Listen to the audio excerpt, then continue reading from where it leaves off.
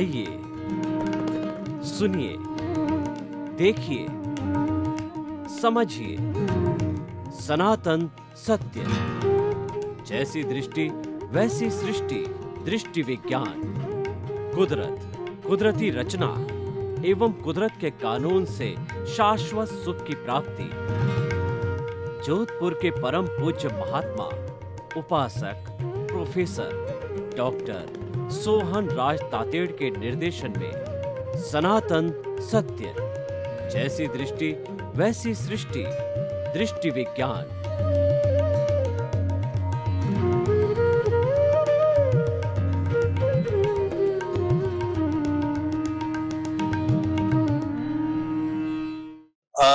सी आ उ सा नमः। सी आ उ सा नमः। सी आ उ सा नमः। सी आ उ सा नमः। सी आ उ सा नमः। सी आ उ सा नमः। सी आ उ सा नमः। इसमें ईश्वर को प्रार्थना की गई है, हे प्रभु सबको सद्बुद्धि दे, सबको सुख दे, शांति दे, आनंद दे, प्रेम दे, प्रसन्नता दे और मुक्ति दे। आज का विषय बहुत ही सुंदर विषय है। मैत्री, प्रमोद, करुणा और मध्यस्थता। हम एक एक का विवेचन करेंगे और यह जानने की कोशिश करेंगे कि ये चारों गुण, चारों मूल्य किस तरीके से व्यक्ति को, परिवार को, समाज को, देश को और पूरे विश्व को एक सूत्र में बांध सकते हैं। इन चारों गुणों में वह पावर है कि समस्त विश्व की मानव जाति सुख को प्राप्त हो सकती है, क्योंकि यह सूत्र, ये गुण सर्व कल्याणकारी है, सर्वग्राह्य है और किसी भी धर्म, संप्रदाय, ईश्वर, फॉर्मेट, संस्था, रिचुअल, जाति और धर्म से सर्वदा मुक्त है। मैत्री, मैत्री का अर्थ होता है फ्रेंडशिप। फ्रेंडशिप के लिए कहा गया है, अगर आप किसी को मित्र बना देते हो तो निश्चित रूप से वो आपका कभी बुरा नहीं सोचता है। और मित्र के लिए कहा गया है कि friend in need is friend in deed. वास्तव में सच्चा मित्र वह है जो विपत्ति में काम आवे। विपत्ति में काम आने वाला व्यक्ति और उस पर विश्वास होना कितनी बड़ी बात है। तो मित्रता हमें 84 लाख जीवा योनियों के जो बर्थ प्लेसेस है उन समस्त प्राणियों से की जानी चाहिए। मित्रता का अर्थ है कि उनके प्रति बुरा भाव नहीं रखना, उनके प्रति नकारात्मक सोच नहीं रखना, उनका बुरा नहीं सोचना। ये तो सोचने तक का पार्ट हुआ। अगला पार्ट है उनको किसी तरह का नुकसान नहीं पहुंचाना, उनको किसी प्रकार का हित नहीं करना, अहित नहीं करना। इसका मतलब यह है सर्वांग रूप से आप मित्र बने रहो समस्त जीवों के। कहा भी गया है कि खामे में सब जीवे सब्बे जीवा खमंतु में, मिट्टी में सब भुवेसु वेरंग मज्ज न केणई। विश्व के तमाम जीवों को मैं क्षमा करता हूं, वे मुझे क्षमा करे। मेरा किसी से बैर नहीं है, कोई मेरा दुश्मन नहीं है, सभी मेरे मित्र है। इस तरीके से हमारे भीतर मित्रता का भाव पैदा होता है और ये मित्रता बढ़ते बढ़ते एक व्यक्ति से दूसरे में संक्रांत होती है और फिर धीरे धीरे धीरे सारी मानव जाति में संक्रांत हो जाती है। क्योंकि मनुष्य इस सृष्टि का एक सर्वोत्तम प्राणी है, साथ साथ में वो चिंतक भी है। अगर वह सही दिशा में चिंतन करे तो अपनी सोच को बहुत आगे बढ़ा सकता है। मैत्री के लिए भगवान महावीर ने कहा, अपना सच में सेजा मैतिंग भुए सुकप है।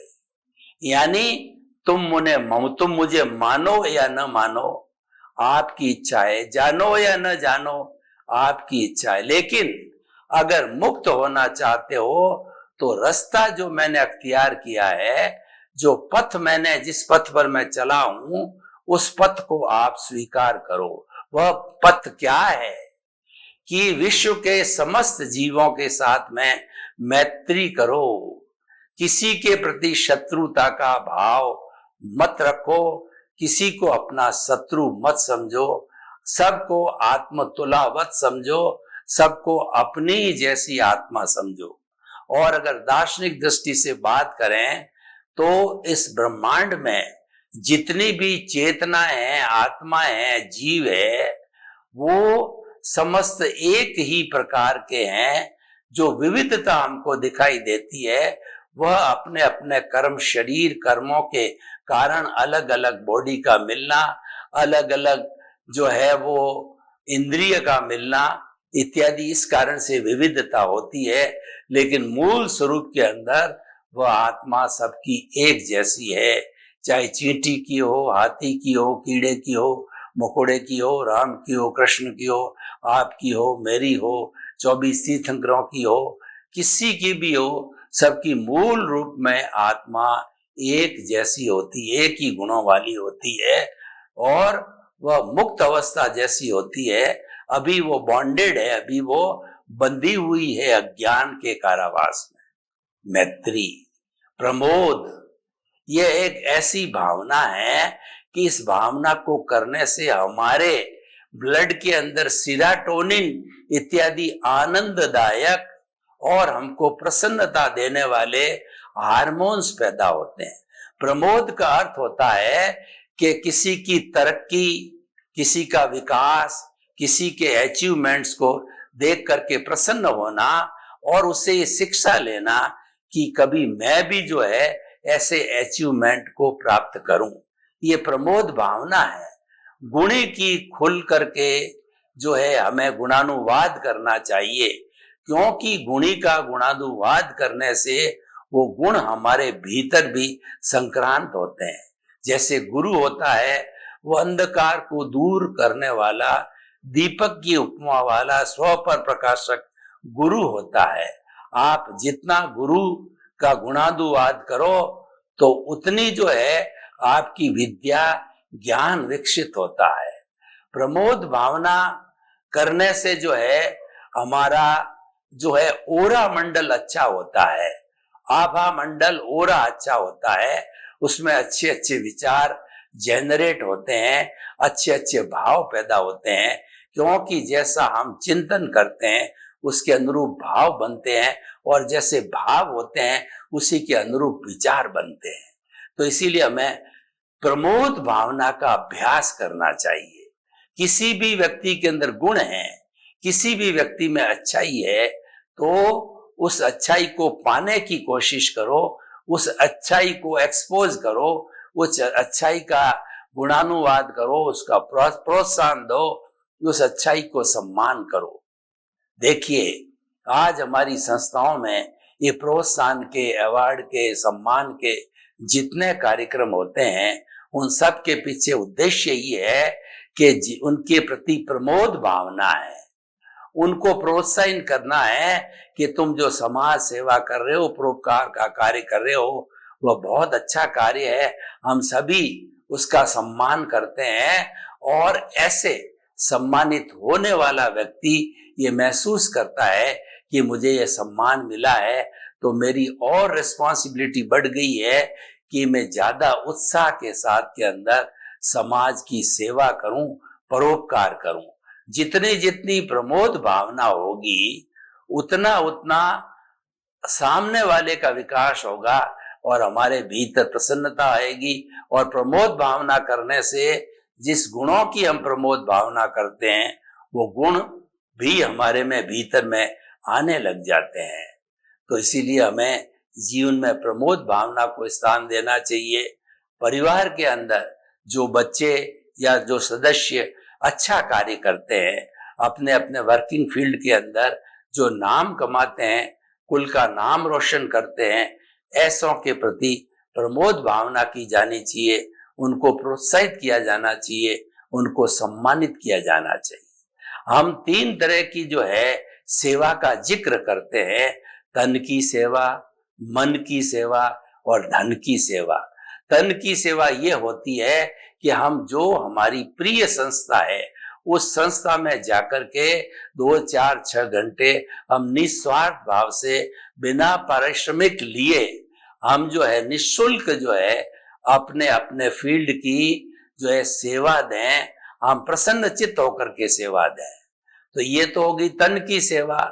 एक होती है धन की सेवा कि हमारे पास समय तो नहीं है लेकिन ईश्वर की कृपा से, पुण्योदय की कृपा से हमारे पास अच्छा खासा धन है, तो हमें ज्यादा से ज्यादा चैरिटी करनी चाहिए।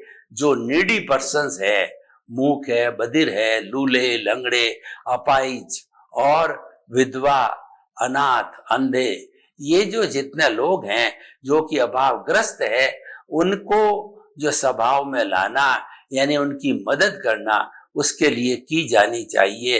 तो ये जो होती है वो धन की सेवा होती है। अब तन की सेवा, धन की सेवा तो हो गई, लेकिन ऐसा कार्य करने वालों को प्रमोद भावना देने वाले, प्रोत्साहित करने वाले, सम्मानित करने वाले, उनका हौसला अफाइज करने वाले, हौसला बढ़ाने वाले लोग भी चाहिए। ऐसा कहने वाले चाहिए कि भाई साहब आप बहुत अच्छा कार्य कर रहे हो, बड़ा परोपकार का कार्य कर रहे हो, आपके कार्यों से जो है कितने लोगों को लाभ हुआ है और आपके प्रति हमारा धन्यवाद है, कृतज्ञता है। तो उससे जो है प्रोत्साहित होने वाला व्यक्ति, सम्मानित होने वाला व्यक्ति और ज्यादा उत्साह से कार्य करता है। इसको मन की सेवा कहते हैं। प्रमोद भावना मन की सेवा के रूप में है, तो प्रमोद भावना खुलकर की जानी चाहिए। लेकिन जो लोग अपराधी हैं, गलत कार्य करते हैं, दिखावा करते हैं, प्रदर्शन करते हैं, लेकिन कार्य गलत करते हैं, ऐसे लोगों के प्रति प्रमोद की भावना कभी भी नहीं लानी चाहिए। इससे तो समाज के अंदर गलत इंप्रेशन जाता है, समाज में एक गलत पाठ पढ़ाया जाता है कि गलत व्यक्ति को जो है वो हम प्रोत्साहित कर रहे हैं। वैसा भी नहीं किया जाना चाहिए। मैत्री, प्रमोद और करुणा, करुणा की भावना एक वात्सल्य की भावना है, एक प्रेम की भावना है। और जितने भी हमारे तीर्थंकर हुए हैं वो अत्यंत करुणाशील थे, करुणा के सागर थे। वो चाहते थे कि लोग ज्यादा से ज्यादा सम्यक ज्ञान, सम्यक दर्शन को प्राप्त करे और मोक्ष की नींव लगावे और वो शाश्वत सुख को प्राप्त करे, वो सनातन सत्य को प्राप्त करे, वो कुदरत की रचना और कुदरत के कानून को प्राप्त करे। इसीलिए जो है वो करुणा की भावना रखते थे। करुणा की भावना का अर्थ है व्यक्ति को तारना, तिन्नाणम त्यारयाणम करने वाला, खुद तरने वाला और औरों को तारने वाला व्यक्ति करुणाशील होता है। तो करुणा की भावना से ओतप्रोत होकर के जो महापुरुष होते हैं और जो अनुभवी व्यक्ति होते हैं वो उसके ऊपर करुणा करके उसको सही रास्ते पर लाते हैं। जो कोई व्यक्ति रास्ता भटक गया है, व्यसनी, व्यभिचारी, जुआरी और शराब, इस तरह के व्यसनों को जिसने पाल लिया है, करुणावश होकर के कोई भी ज्ञानी, कोई भी महापुरुष उनके जो है इस कृत्य को छुड़ाता है तो वह उसके प्रति बहुत करुणाशील होता है। करुणा और दया में फर्क है। दया तो क्या है कि हमारी लौकिक अवस्था है और करुणा है वो पारलौकिक अवस्था है। दया के वशीभूत होकर के हम किसी व्यक्ति की जो फंडामेंटल जो जो मुख्य आवश्यकता है, जिसकी बेसिक जो नीड्स है, रोटी, कपड़ा, मकान, शिक्षा, चिकित्सा, जिससे वो वंचित हो रहा है, उन भौतिक चीजों को हम उपलब्ध करावें। भूखे को भोजन दें, प्यासे को पानी दें, और गर्मी का महीना है तो हम पक्षियों के लिए पानी के लिए वो पिंजरे टांगे और पशुओं के लिए चारा आदि डाल करके रखें। तो जितनी हम प्राणियों की नीड की पूर्ति करते हैं, यह तो दया है। ये तो लौकिक रूप के अंदर है। जैसे कि माता पिता बीमार है तो उनकी सेवा करना भी एक दया का काम है। दया करुणा मिलते जुलते हैं, लेकिन दया के अंदर लौकिकता है, करुणा के अंदर पारलौकिकता है। करुणा होलिस्टिक है और दया जो है तात्कालिक है। दया के माध्यम में व्यक्ति को जो है टेम्परेरी सुख मिलता है, और करुणा की जाने वाले पर व्यक्ति को परमानेंट सुख मिलता है। कैसे, मैं आपको उदाहरण दूं।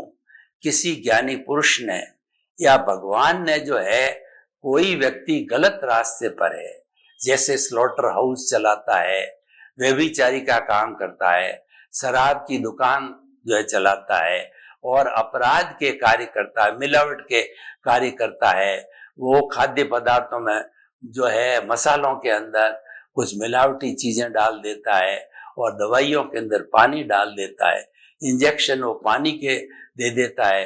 तो ऐसे जो लोगों की स्वास्थ्य से खिलवाड़ करने वाली चीजें होती है, उस जो व्यक्ति जो है ये करने लग जाता है, ये करता है, तो उनके प्रति जो है, उनके प्रति भगवान को जो है या ज्ञानी पुरुष को करुणा आती है, और उस करुणा के वशीभूत होकर के उसका हृदय परिवर्तन करके और वह लत वो आदत उसे छुड़ा देते हैं।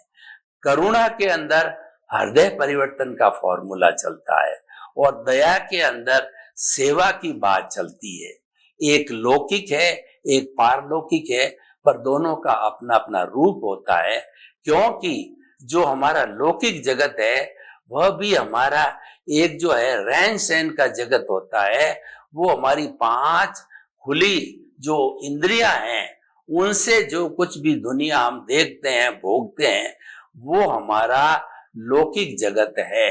और पारलौकिक जगत होता है, वो आत्मा के जगत को कहा जाता है, कि जो आत्मा से संबद्ध होता है, आत्मा की पूजा करता है, आत्मा का अवलोकन करता है, इंट्रोस्पेक्शन करता है, सेल्फ रियलाइजेशन करता है, आत्मा के गुणों को याद करता है, गुणों की भजना करता है। तो जितना जितना चेतना के हम करीब रहते हैं, वह जो रास्ता होता है हमारा, वह जो है करुणा से ओतप्रोत होता है, और उसके अंदर करुणा डोमिनेंस में हुआ करती है। तो इसीलिए मैत्री, प्रमोद, करुणा, और चौथी मध्यस्थता। मध्यस्थता का मतलब न्यूट्रल रहना। उसके अंदर वो अपनी स्थिति को जो है वह बराबर संतुलित बनाए रखने को मध्यस्थता कहते हैं। देखिए, 2 गुट लड़ रहे हैं, लड़ाई झगड़ा कर रहे हैं। अब हमको कारणों का भी पता नहीं, और हमको दोनों के साथ में अच्छा रिलेशन रखना है, और उनके झगड़े को भी मिटाना है। तो ऐसी स्थिति के अंदर हम मध्यस्थता का मतलब तटस्थ रहना चाहिए। हमें न्यायपूर्ण कार्य करना चाहिए। तो न्यायपूर्ण कार्य कैसे होगा, कि पहले एक एक व्यक्ति का जो है पक्ष को आप सुनो। जैसे जज होता है, वो दोनों पक्ष को सुनता है, साक्ष्य होते हैं, और उसके बाद के अंदर गवाही होती है, और सब प्रक्रिया पूरी होने के बाद में जज कोई जजमेंट करता है, उसको पहले वो तटस्थ रहता है। तो हमारा जितना ये बाह्य जगत, लौकिक जगत, व्यवहार का जगत है, उसमें हमें तटस्थ रह करके, और किसके साथ क्या चल रहा है, कैसा संबंध होना चाहिए, उसमें तटस्थता के भाव आने चाहिए। जहां तटस्थता के भाव आ जाते हैं, वहां व्यक्ति राग द्वेष मुक्त हो जाता है, और जहां पक्षपात के भाव आ जाते हैं, वहां वो राग द्वेष से जुड़ जाता है। जब हम राग द्वेष से जुड़ जाते हैं तो राग द्वेष मल्टीप्लाई होता है, और जब राग द्वेष से मुक्त होते हैं, तटस्थ रहते हैं, मध्यस्थ रहते हैं, तो वह राग द्वेष जो डिस्चार्ज होकर के भुगत लिया जाता है, नया राग द्वेष, नया कर्म बीज, नए भाव नहीं पड़ते हैं। तो इसीलिए हमें तटस्थता ऐसा गुण है कि ये हमें पालन करना चाहिए। इसके लिए अभ्यास की जरूरत होती है। नॉर्मली क्या होता है कि कोई भी घटना घटित होती है तो हम जल्दबाजी में कोई न कोई एक पक्ष के साथ अपने आप को जोड़ लेते हैं। ये जोड़ना है एक अन्याय कहलाता है। ये अपने आप को उसके साथ में जो है जोड़ना है, यह पक्षपात कहलाता है। तो हमें जल्दबाजी नहीं करके और बात को गहराई से सुनना चाहिए और उसमें से तटस्थ रहना चाहिए। जो लोग सुख चाहते हैं वो तटस्थता का नियम बहुत अच्छी तरह से पालन करते हैं और उनको करना भी चाहिए, क्योंकि तटस्थता आने के बाद के अंदर अन्याय रुक जाता है। तटस्थता आने के बाद में फेवरेबल नॉन फेवरेबल बात रुक जाती है। तो हमें जो है हर काम में तटस्थ रहने का कोशिश करना चाहिए। जब हम तटस्थ रहते हैं तो जो घटना घटित हो रही है उसके बारे में सारी जानकारी एक जगह मिल जाती है। फिर हमें न्याय पूर्वक निर्णय लेने के अंदर बहुत आसानी रहती है, और व्यक्ति कोई भी काम में तटस्थ नहीं रहता है और बिना सोचे समझे कहीं न कहीं उसका इंक्लिनेशन हो जाता है, जुड़ाव हो जाता है, पक्षपात हो जाता है। तो फिर उस स्थिति बायस्ड हो जाता है उस व्यक्ति के अंदर, वो व्यक्ति इतना उपयोगी नहीं होता है।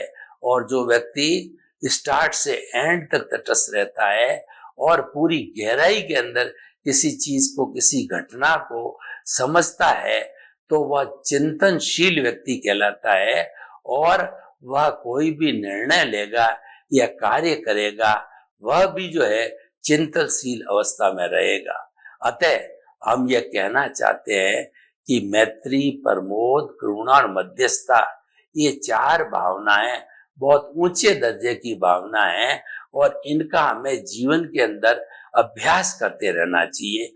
अभ्यास के लिए कहा गया है कि practice makes a man perfect, करत करत अभ्यास के और जड़मती होत सुजान, और रसरी आवत जान के और सल पर पड़त निशान।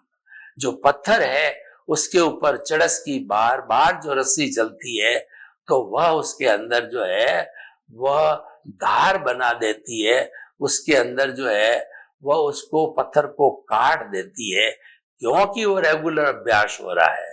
तो हमें जो है अच्छे इंसान बनने के लिए अच्छे गुणों का अभ्यास करना चाहिए, अच्छे गुणों को लेने की कोशिश करनी चाहिए, अच्छे गुणों पर चलने का अभ्यास करना चाहिए।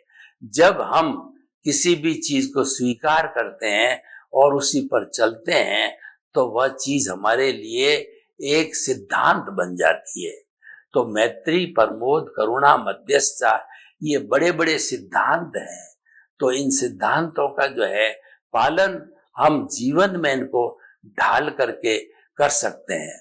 अब आप देखिए कि इन सब चारों गुणों को पालन करने वाला व्यक्ति को स्वयं को क्या लाभ होगा। तो ऐसा व्यक्ति जो इन गुणों का धारक है वह व्यक्ति सबका प्रिय होगा और उसके दिमाग में पॉजिटिव थिंकिंग आएगी, कभी नेगेटिव थिंकिंग नहीं आएगी। उसके दिमाग में उत्साह रहेगा, उसके दिमाग के अंदर इंटरेस्ट रहेगा, चरे वेती आगे से आगे बढ़ने की उसके अंदर ललक होगी और वह बढ़ता जाएगा, क्योंकि इन गुणों के अंदर इतनी संभावना है कि ये व्यक्ति को आगे बढ़ाता है। इसलिए अपने जीवन के अंदर विकास करना हो तो मैत्री, प्रमोद, करुणा, मध्यस्थता, इन चारों गुणों का बहुत अच्छी तरह से विकास होना चाहिए। इनको जीवन में ढालना चाहिए और लोग भी इस सिद्धांत के ऊपर चले उसके लिए लोगों को प्रतिबोध भी देना चाहिए, क्योंकि हम स्वयं भी सुधरना चाहते हैं और लोगों को भी सुधरना चाहते हैं। तो हमारा सनातन सत्य कार्यक्रम का उद्देश्य है कि ज्यादा से ज्यादा लोग हमसे जुड़े और ये जानकारी करने की कोशिश करें कि what is the ultimate truth of this Cosmos, what is the ultimate reality of the nature. जब हम रियलिटी को जानने लगेंगे तो हमको सनातन सुख की प्राप्ति होगी, सनातन सत्य की प्राप्ति होगी, शाश्वत सुख की प्राप्ति होगी। तो हम निष्कर्ष की भाषा के अंदर ये कहना चाहते हैं कि मैत्री की भावना से हमारा कोई शत्रु नहीं बनता है और हम सर्वत्र पूजनीय, वंदनीय और स्तुत्य बन जाते हैं। सभी हमको अपना मित्र समझते हैं और हमारे साथ रह करके वो अपना दिल खोल करके सारी समस्या बताते हैं, क्योंकि उसके पीछे उसकी मंशा यह है कि ये सबके साथ मित्रता रखने वाला है तो मेरे साथ भी न्याय करेगा, मुझे सॉल्यूशन देगा। और प्रमोद भावने वाला व्यक्ति, उसका आभा मंडल, उसका ओरा बहुत पवित्र होगा और नेगेटिव थॉट्स उसके पास में जो है फटक भी नहीं पाएंगे। तो और करुणा वाला व्यक्ति है, उसके अंदर ऐसी करुणा की धार निकलेगी कि किसी व्यक्ति को जरा सा भी दुख हो गया तो करुणाशील व्यक्ति ये सोचने लगता है कि ये दुख उसका नहीं है, दुख मेरा है और मुझे जल्दी से जल्दी इस दुख का निवारण करने का कोई न कोई रास्ता ढूंढना चाहिए। करुणा जो है एक तरह का अजस्र स्रोत है, एक तरह का दरिया है जो हमारी प्रसन्नता और आनंद की तरह हमारी आत्मा के भीतर जो है बहता है। तो उस झरने को हमें लोगों तक पहुंचाना है तो उसके लिए हमें प्रमोद भावना रखनी पड़ेगी। और करुणा की भावना होती है, समाज में संतुलन लाती है, समाज में एकता लाती है और समाज में सब जीवों को बराबर अधिकार देती है। सबके विकास के अंदर वह जो हमारी कुदरत है उसके अंदर सहयोगी बनती है। तो इस तरीके से ये करुणा की बात होगी। और मध्यस्थ रहने वाला व्यक्ति है, वह धीरे धीरे वो इतना जो प्रसिद्धि पा लेता है कि कोई व्यक्ति उसकी बात को काटता नहीं है, सभी उसको मित्र समझते हैं। और वास्तव के अंदर मध्यस्थता का निरंतर अभ्यास करने वाला व्यक्ति है, वह जो है अपने आप को एक लोगों की भलाई के लिए बहुत अच्छा आदर्श प्रस्तुत करता है। और ऐसे लोग जो होते हैं वो जो है उनके जन्म काल में भी पूजनीय होते हैं और जन्म के बाद तो बहुत ज्यादा उनका पूजनीयता हो जाती है। तो हम अपने जीवन के अंदर कोई विकास करना चाहते हैं, जीवन में आगे बढ़ना चाहते हैं, हमारी जो कलुषित चेतना है उसको भी अगर हम निर्मल करना चाहते हैं तो वैसी स्थिति के अंदर हमें मैत्री, प्रमोद, करुणा और मध्यस्थता है, इन भावना का विकास करना चाहिए। ये जो भावना है वो हमारे लौकिक जगत में यानी व्यवहार जगत में और उसके साथ साथ में हमारे आध्यात्मिक जगत में, दोनों जगत के अंदर लाभकारी है। दोनों ही जगत में ये अच्छा परिणाम देने वाली होती है।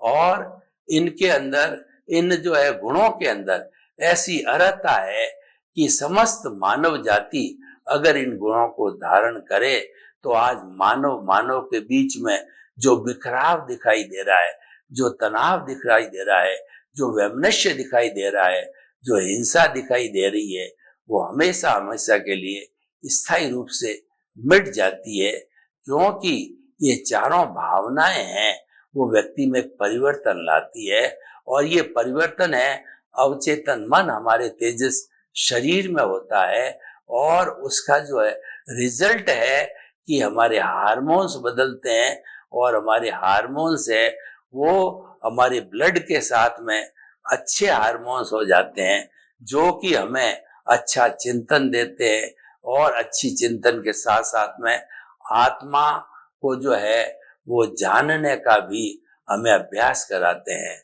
तो इसीलिए हम कह सकते हैं कि मैत्री, प्रमोद, करुणा, मध्यस्थता ये 4 गुण हैं। हर चिंतनशील व्यक्ति को इन 4 गुणों को जीवन में ढालने का पूरा अभ्यास करते रहना चाहिए। यही सनातन सत्य है, यही रियल पुरुषार्थ है और यही लॉ ऑफ द नेचर है। तो इसका हमें उपयोग लगातार करना चाहिए। सर्वे भवन्तु सुखिनः, सर्वे सन्तु निरामया। लोक के सब जीवों को सुख मिले, शांति मिले, आनंद मिले। आपके प्रति मंगल।